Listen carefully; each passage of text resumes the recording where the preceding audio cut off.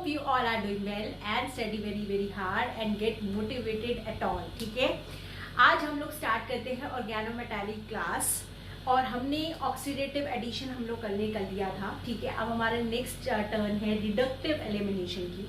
देखो, अगर आपने अभी तक की ना क्लासेस नहीं देखी हैं तो और डायरेक्टली आप रिडक्टिव एलिमिनेशन देख रहे हो तो माइंडेड वो समझ में नहीं आएगा, क्योंकि सबका एक दूसरे से कोरिलेशन है. ठीक है, रिडक्टिव एलिमिनेशन तो बिल्कुल रिवर्स है ऑक्सीडेटिव एडिशन का.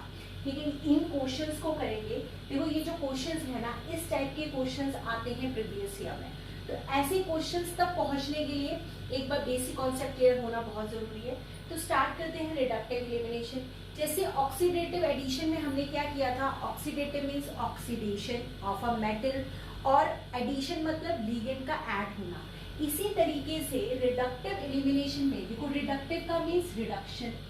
ठीक है, रिडक्शन हो रहा है तो रिडक्शन किसका होगा, ऑफ मेटल और एलिमिनेशन किसका होगा, लिगेंड का. इसीलिए इसका नाम लिख दिया हमने reductive elimination. Means reduction is related to metal and elimination is related to ligand. ठीक है, अब इसका क्या है, सिंपल सा एक ही मैकेनिज्म है इसके अंदर.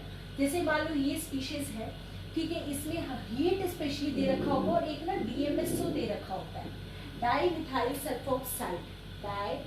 सल्फोक्साइड. ये एक सॉल्वेंट है. अगर आपको ये जहां पर भी दिख जाएगा ना तो आप ये सोच लेना आपको ना रिडक्टिव एलिमिनेशन करना ही करना है. मतलब मान लो DMSO नहीं दे रखा, सिर्फ हीट ही दे रखा है तो आपको एलिमिनेशन करना है इसमें. ठीक है, करना क्या है, बस ये दोनों आपस में निकल जाएंगे. जो भी सिस है, जो भी दो लिगेंड्स आपस में सिस होते हैं वो रिमूव हो जाते हैं. तो इसमें क्या होगा, यहाँ पे LNM प्लस में XY ये आपस में बॉन्ड बना लेते हैं और ये यहाँ से निकल जाते हैं. This is simple reductive elimination. इसमें क्या होता है, उसमें क्या होता था, ऑक्सीडेशन नंबर इंक्रीजेस. यहाँ पे क्या होता है, ऑक्सीडेशन नंबर डिक्रीजेस. कैसे, यहाँ पे मान लेते हैं ये दोनों नेगेटिव लिगेंड्स है. -1 यहाँ से आया, -1 यहाँ से आया, मेटल के ऊपर है +2 चार्ज. यहाँ पे क्योंकि ये लिगेंड है न्यूट्रल लिगेंड, ये लिगेंड है न्यूट्रल, मतलब ये हम लोग सपोज कर रहे हैं that it is a neutral ligand और इससे -1 है, माइनस था. ठीक है, और एक और बात, न्यूट्रल लिगेंड के निकलने से क्या फर्क पड़ना है, कुछ भी फर्क नहीं पड़ना. तो हमेशा 4 स्पीशीज निकलेगी, पर वो जो ये वर्ड है ना, फिर से सुनना, 4 स्पीशीज निकलेगी, पर जब वो आपस में कंबाइन करेंगे तो एक न्यूट्रल स्पीशीज बन जाएंगे.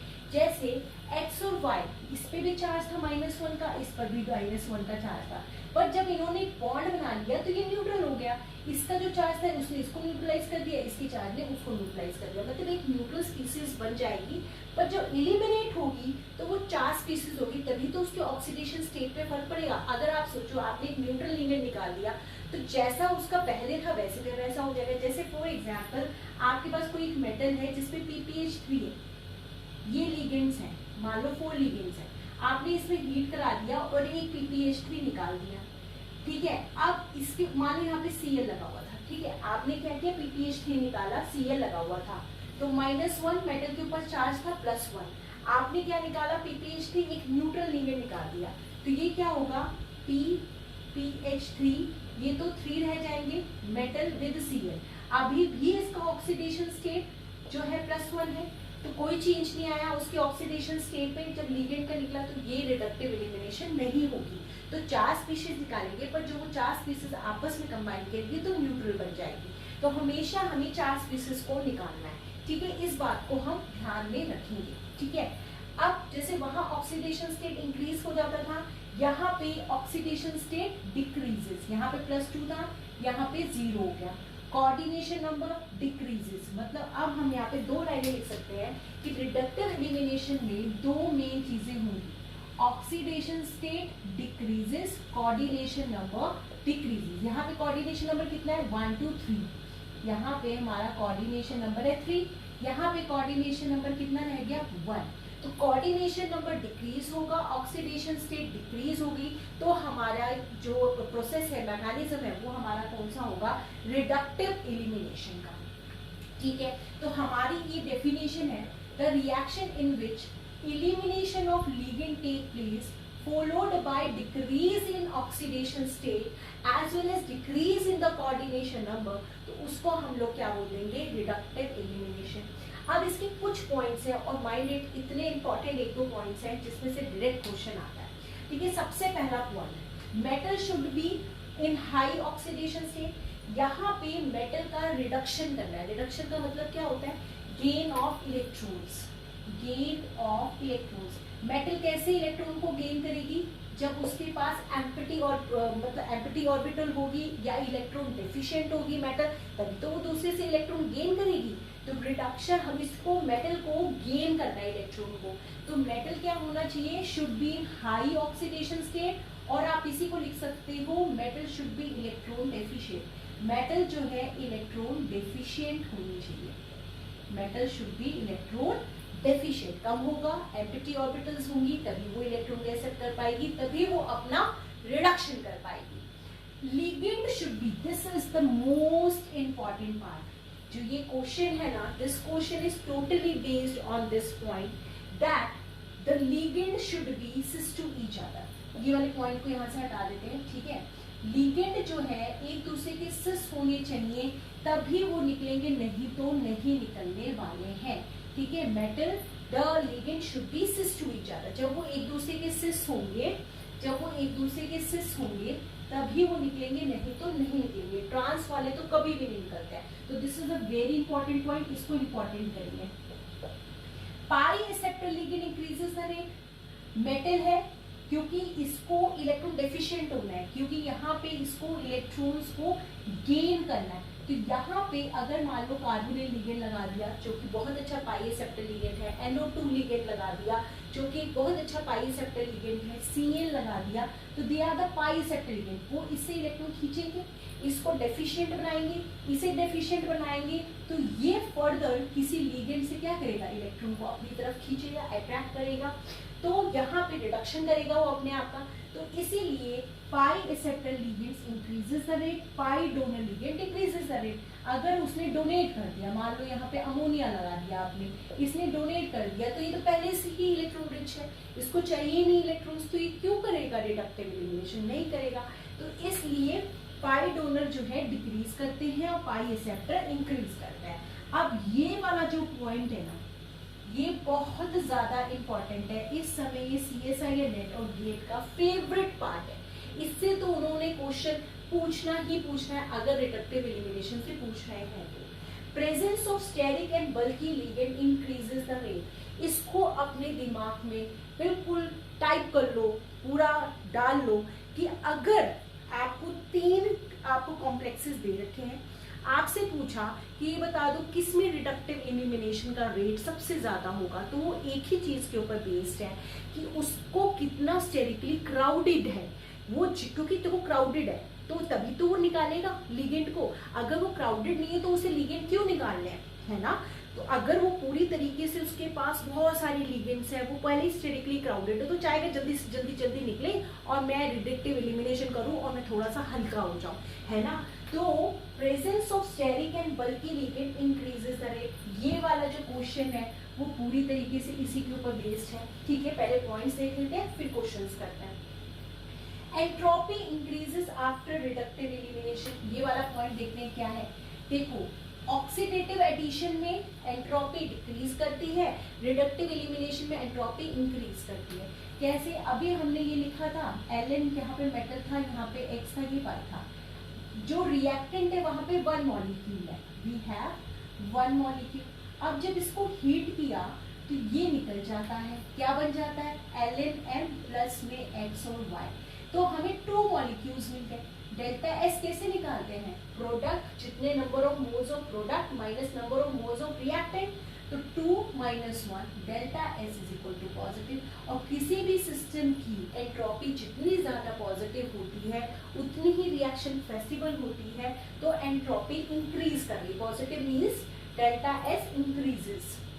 और अगर यही ऑक्सीडेटिव एडिशन होता तो वो ऐड करा रहा था, ठीक है, ऐड करा रहा था, तो यहाँ पे मॉलिक्यूल, मतलब वहां पे हम जब ऑक्सीडेटिव एडिशन कर रहे थे, अगर मैंने वो चीज नहीं करवाई थी तो एक बार देख लो, वहां पे क्या हो गया, फॉर एग्जाम्पल कोई Ln M ही है और इसमें मैंने XY डाल दिया, ठीक है, तो वहां पे क्या हो रहा था, Ln हो रहा था, x यहाँ लग रहा था, y यहाँ लग रहा था।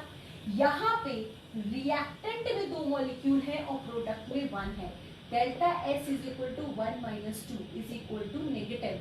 तो ऑक्सीडेटिव एडिशन में एंट्रोपी कम होती है, रिडक्टिव एलिमिनेशन में एंट्रोपी इंक्रीज करती है। अब आते हैं 7th पॉइंट, तो ये भी बहुत ज्यादा इंपॉर्टेंट पॉइंट है। रेट बहुत से भी ज्यादा इसको भी कर लो, ये भी बहुत इंपॉर्टेंट है कि जब हम एलिमिनेट कर रहे हैं, जैसे इसमें से कुछ एलिमिनेट करेंगे, सिस एलिमिनेट करना है सबसे पहला। सेकेंड, जब एलिमिनेट करेंगे तो अगर हमें देखना है कि कार्बन और हाइड्रोजन का बॉन्ड बन रहा है, तो हम सबसे पहले कार्बन और हाइड्रोजन को एक साथ लेके एलिमिनेट करेंगे। अगर लग रहा है हाइड्रोजन हाइड्रोजन बॉन्ड बना के हाइड्रोजन गैस कर रहे हैं, तो उसको एलिमिनेट करेंगे, नहीं तो कार्बन कार्बन को, मतलब पहली प्रेफरेंस देंगे कार्बन हाइड्रोजन, फिर HH और फिर CC को।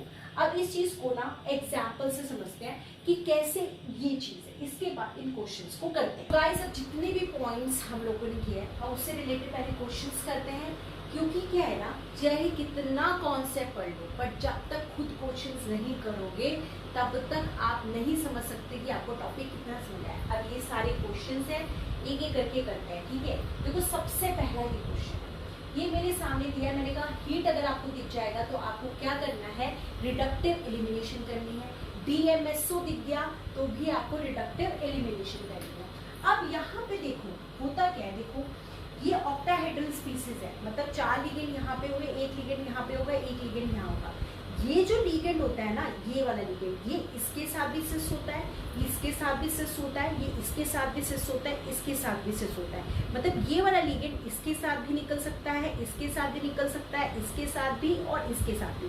और इसी तरह ये नीचे वाला लिगेंड इसके साथ, इसके साथ, इसके साथ, इसके साथ निकल सकता है, ठीक है। अब मेरे सामने ये क्वेश्चन है, अब मैं यहाँ पे क्या क्या पॉसिबिलिटीज है देखो निकालूंगी। मैंने क्या कहा था कि चार्ज स्पीसीज निकालना है, मतलब आप PPH3 को नहीं निकाल सकते क्योंकि ये तो न्यूट्रल लिगेंड है, इनके निकलने के बाद कोई भी ऑक्सीडेशन स्टेट पे चेंज तो आने वाला नहीं है, तो ये दोनों तो हम नहीं निकाल सकते।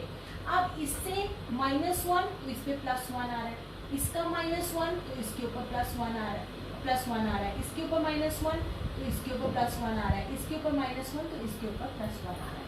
तो इसके ऊपर टोटल चार्ज आ रहा है +4, मीन्स चार्ज आ रहा है हमारा +4 का। अब क्या क्या पॉसिबिलिटी हो सकती है, देखो मैंने पहले क्या बताया था, carbon hydrogen, then HH, then carbon carbon. HCl की तो कोई पॉसिबिलिटी नहीं है क्योंकि ये जो है HCl से हमारे डाइपोल पोलर मॉलिक्यूल निकलेगा और हमें निकालना भी न्यूट्रल है, मतलब बाद में जाके वो न्यूट्रल बन जाए। तो हो क्या सकता है, या तो आप एक कार्बन कार्बन निकाल दो क्योंकि ये इसके साथ सिस है, या आप ही कार्बन और हाइड्रोजन निकाल दो, ये 2 मेन पॉसिबिलिटी। तो अभी मैंने पिछले ही पॉइंट में बताया कि हमारे को अगर ऐसी पॉसिबिलिटी है तो कार्बन हाइड्रोजन पहले निकलेंगे, तो ये वाला कार्बन और हाइड्रोजन निकल के C2H6 बन जाएगा, C2H6 बन जाएगा, ये निकल जाएगा और हमारा आ जाएगा RH, CH3, यहाँ पे हमारा Cl, ये PPH3 जैसा था वो वैसे का वैसा रहेगा, मीन्स ये वाला पार्ट हमारा निकल जाएगा, ये एक स्क्वायर प्लेनर कॉम्प्लेक्स बन जाएगा। अगर हम चार्ज की बात करें, यहाँ +4 है, अब यहाँ पे चार्ज क्या है, इसकी वजह से -1, इसकी वजह से -1, इसकी वजह से हमारे को इसके ऊपर चार्ज आ गया +2 का। यहाँ पे ये +2 हो गया। कोऑर्डिनेशन नंबर अगर हम देखें तो 6 कोऑर्डिनेशन नंबर था, कोऑर्डिनेशन नंबर भी कम हो गया, ठीक है, यहाँ पे 6 है और यहाँ पे कोऑर्डिनेशन नंबर 4 हो गया, ठीक है। इवन इलेक्ट्रॉन काउंट भी कम होता है, जैसे मान लो ये 18 इलेक्ट्रॉन स्पीसीज है, 16 बन गई, 14 बन गई, तो रिडक्टिव एलिमिनेशन में ये सारी चीजें होती हैं। सब में क्या होना है, अब नेक्स्ट में देखते हैं, ये हमारे को क्वेश्चन दे रखा है। अब देखो ये तो एक रिजिड स्पीसीज है क्योंकि ये तो साइकिल है, और वैसे भी ये यहाँ चलो ठीक है, इसके वजह से हमारा ये भी न्यूट्रल लिगेंड है, ये भी न्यूट्रल लिगेंड है, तो इससे तो कोई चार्ज आना नहीं है। ये ही हमारा -1 ये मेरे को देगा +2 है ना, तो ये इसी के निकलने से कुछ ना कुछ चार्ज पे चेंज आएगा, तो ये भी निकलने वाला है, तो ये यहाँ पे निकल जाएगा, C2H6 विल रिमूव और हमारा प्रोडक्ट बन जाएगा प्लैटिनम, और यहाँ पे ऐसे यहाँ पे फॉस्फोरस, यहाँ पे PH और यहाँ पे पी जो जैसा था वो वैसा रहेगा, क्योंकि ये तो न्यूट्रल लिगेंड है, तो ये हमारा जो है आंसर बन जाएगा। ठीक है, इसी तरह यहाँ देखो, यहाँ पे देखो, ये H ऊपर है, ये H नीचे, ये फ्रंट पे है, ये बिलो पे है। ठीक है, ये मैंने कहा ये इसके साथ भी सिस है, ये इसके साथ भी सिस है, इसके सबके साथ सिस है, पर क्या पॉसिबिलिटी सबसे अच्छी है? HH की निकलने की है माइनस हाइड्रोजन, क्योंकि ये निकलेंगे तो ये न्यूट्रल स्पीसीज बन जाएगी। यहाँ पे इरिडियम आ जाएगा, ये ऐसे ऐसे ऐसे, PPH3 कार्बोनिल, यहाँ Cl, ये PPH3, यहाँ पे इसकी वजह से -1, ये Cl की वजह से -1 +3 चार्ज, तो यहाँ पे कितना चार्ज हो जाएगा? सिर्फ -1 +1, तो +3 से +1 हो रहा है, कोऑर्डिनेशन नंबर 6 से कोऑर्डिनेशन नंबर 4 हो रहा है। तो ये भी एक एग्जाम्पल है रिडक्टिव एलिमिनेशन का। अब हम लोग करते हैं क्लेटन का खूबसूरत क्वेश्चन। अब आप कहोगे क्लेटन यहाँ कैसे आ गई? ठीक है, तो ऑर्गेनिक केमिस्ट्री के में ही आपको ऑर्गेनोमेटालिक का भी पार्ट दिया हुआ है, बहुत अच्छे क्वेश्चंस वहाँ पे दिए, तो उसी में से ये क्वेश्चन मैंने निकाला है। ये क्वेश्चन करते हैं, ठीक है, बहुत ही अच्छा क्वेश्चन है, सारे कॉन्सेप्ट सारे पॉइंट्स इस क्वेश्चन से क्लियर हो जाएंगे। पहले में ना इसमें DMSO और डेल्टा डाला, मैंने बोला जब ये देखोगे रिडक्टिव एलिमिनेशन कराओगे। अब आप एक बात बताओ, जो ये स्पीशीज है, ठीक है, ये कोऑर्डिनेशन नंबर 4 हमको दिख रहा है, क्योंकि यहाँ पे इस फॉस्फोरस के लोन पेयर ने इसके साथ कोऑर्डिनेट बॉन्ड बनाया, इसने भी कोऑर्डिनेट बॉन्ड बनाया। ये CH3 निकल सकता था, क्योंकि इसी की वजह से इसके ऊपर चार्ज है +2 का, इसके ऊपर चार्ज क्या है? +2 का, but these are trans to each other, mind it, these are trans to each other।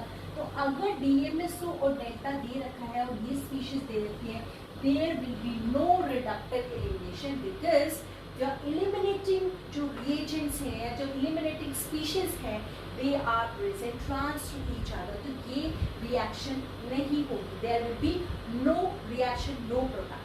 पर अगर यही चीज ऐसे दी हो आप, मतलब फर्स्ट जो क्या कहते हैं पाथ में CD3I दे रखा है, सेकेंड पाथ में DMSO और डेल्टा दे रखा है, तो क्या होगा? CD3I, ठीक है, यहाँ पे it is a coordination number 4, तो इसके पास वेकेंट साइट्स है, ये 2 वेकेंट साइट्स है, कोऑर्डिनेशन नंबर 4 है, कोऑर्डिनेशन नंबर 6 जा सकता है इसका आराम से, कोऑर्डिनेशन नंबर 4 है, आराम से 6 जा सकता है इसका कोऑर्डिनेशन नंबर। ठीक है, तो CD3I क्या करेगा? इस प्रोसेस में हमारा होगा oxidative addition. Means in the first step we are having a oxidative addition. सबसे पहले होगा ऑक्सीडेटिव एडिशन CD3I। कैसा है ये? अपना जो है पोलर मॉलिक्यूल है, ये नेगेटिव और ये हमारा पॉजिटिव, और जब भी पोलर मॉलिक्यूल होते हैं तो वो कैसे आते हैं? They come to trans to each other, ये ट्रांस आते हैं। तो ये जब ट्रांस आएंगे तो ये कैसा बन जाएगा? देखो हम इसको ड्रॉ करते हैं, यहाँ पे P और यहाँ पे प्लैटिनम, यहाँ पे P, ठीक है, इसके लिए यहाँ फिनाइल, यहाँ पे फिनाइल लगा हुआ है, ये CH3 है और ये CH3। क्योंकि ये पोलर मॉलिक्यूल है तो ट्रांस आना है, तो ये कैसे आएंगे? मान लो ये आया यहाँ पे CD3 और ये यहाँ पे आ गया हमारा I, ठीक है। अब ये चीज तो वैसे की वैसी लगी हुई है, इसको आप वैसे की वैसे लगा दीजिए, जैसा भी बना हुआ है आप वैसे लगा दीजिए। मेन ये वाला पार्ट है, कोऑर्डिनेशन नंबर 4 से कोऑर्डिनेशन नंबर 6 हो गया, ठीक है। और ऑक्सीडेशन स्टेट भी हमारी चेंज हो गई है, ठीक है ना, कि -1 -1 +4 oxidation number, coordination number 4 to 6, oxidation state from +2 to increase होनी चाहिए +4, इसीलिए यहाँ पे क्या हो रही है? Oxidative addition. अब आप देखो ये जो CD3 है, ये CD3 इस CH3 के साथ भी निकल सकता है, इसके साथ भी निकल सकता है, क्योंकि ये ऊपर आया है, ये इसके साथ भी सिस है, इसके साथ भी सिस है, तो मान लेते हैं कि हमने इसको जो है रिमूव कर दिया, ठीक है, नेक्स्ट स्टेप में, क्योंकि नेक्स्ट स्टेप में हमारा डला हुआ है DMSO और हीट, ठीक है। तो नेक्स्ट स्टेप में अब ये निकल सकता है, ये क्या निकलेगा? CH3 CD3, ये आपस में बॉन्ड बना के निकल जाएंगे और इसका प्रोडक्ट हो जाएगा प्लैटिनम, और यहाँ पे जैसा फॉस्फोरस था, जिस जो भी जैसा था, यहाँ पे फिनाइल, यहाँ पे फिनाइल, यहाँ पे फिनाइल, यहाँ पे फिनाइल, ठीक है, और I और CH3 मान लो ऐसे लिख दिया आपने, CH3I, एक स्क्वायर प्लेनर कॉम्प्लेक्स आपको मिल जाएगा ऐसे। तो this is the product of this reaction.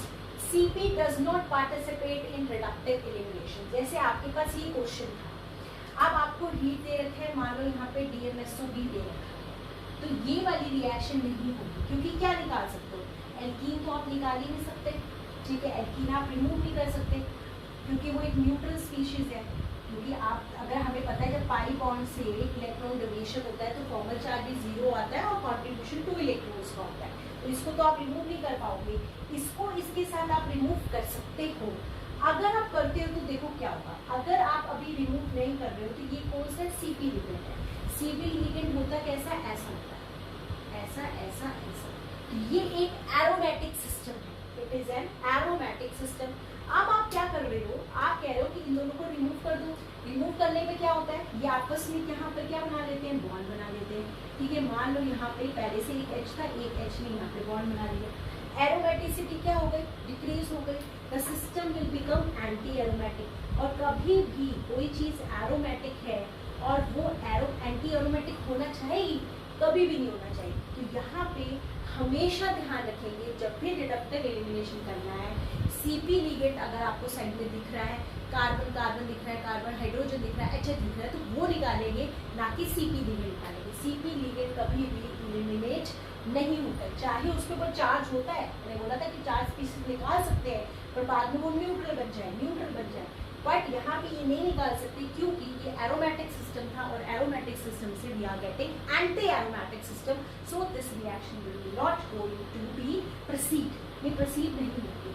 अब आते हैं प्रीवियस ईयर क्वेश्चन पे, और बहुत ही अच्छा क्वेश्चन है और सच में इस कॉन्सेप्ट को समझ लोगे हमेशा खतरा के क्वेश्चन हो जाएंगे। Match the following with the relative rates of reductive elimination. आपको बताने ये सारे दे रखे हैं, किसका रिडक्टिव एलिमिनेशन का रेट ज़्यादा है, कम है और कम है। यहाँ कैसे करेंगे इसको, क्वेश्चन को करने का क्या तरीका है, हम देखेंगे स्टेरिक ग्रुप, यहाँ पे फिनाइल है, यहाँ पे फिनाइल है, कितने फिनाइल है, total we have 6 phenyl over है, यहाँ पे कितने हैं 2 and 2 4, यहाँ पे कितने हैं 2 and 2 4, ठीक है। तो सबसे ज़्यादा स्टेरिक हिंड्रेंस है यहाँ पे, तो जहाँ पे भी स्टेरिक हिंड्रेंस ज़्यादा होगी, मैंने अभी बताया था पॉइंट में, वहाँ पे रिडक्टिव एलिमिनेशन का रेट सबसे ज़्यादा होने वाला है, तो इसका रेट सबसे ज़्यादा होगा। अब ये कैसे देखिए किसका ज़्यादा होता है, तो देखो माइनस में जितनी वैल्यू कम होती है उतनी ही वो ज़्यादा होती है, माइनस में जितनी वैल्यू कम होती है उतनी ही ज़्यादा होती है, तो इसका हो जाएगा ये -3 -5 -7, तो सबसे कम कौन सा है -3, मतलब माइनस में कम ज़्यादा होता है, तो this will be the rate. अब इन दोनों में 4 यहाँ है 4 यहाँ है, अब क्या देखिए यहाँ पे ये है रिंग, रिंग की वजह से सिस्टम क्या हो जाता है, रिजिड। रिजिड का मतलब होता है कि ये एक जगह पे स्टिल है दोनों के दोनों, तो ये एक दूसरे को उतनी स्टेरिक रिपल्शन नहीं देंगे, उतनी ज़्यादा स्टेरिक रिपल्शन नहीं देंगे। तो जब ज़्यादा स्टेरिक रिपल्शन नहीं देंगे, ज़्यादा स्टेरिक हिंड्रेंस नहीं पोज करेंगे, तो इसका रेट हो जाएगा सबसे कम और इसका रेट हो जाएगा इसके कंपैरेटिव में ज़्यादा, क्योंकि यहाँ पर रिंग नहीं है, लिगेंड्स जो है फ्लेक्सिबल है and they can move and they can repel to each other and cause a steric hindrance and steric crowding, तो इसका जो रेट होगा इसके कंपैरेटिवली ज़्यादा होगा। तो this is the reductive elimination होगा, इस आपको अच्छे से समझ में आ रहा होगा हमारा ऑर्गेनोमेटालिक सीरीज, ठीक है। इसी तरीके से चलेंगे, डिफरेंट रिएक्शंस लेंगे, उनकी डिफरेंट एग्जांपल्स लेंगे। अब नेक्स्ट में हम लोग मिलते हैं माइग्रेटरी इंसर्शन या बीटा हाइड्राइड एलिमिनेशन कर सकते हैं, देखते हैं क्या करेंगे, ट्रांसमेटलेशन भी कर सकते हैं। So see you in the next class, thank you so much.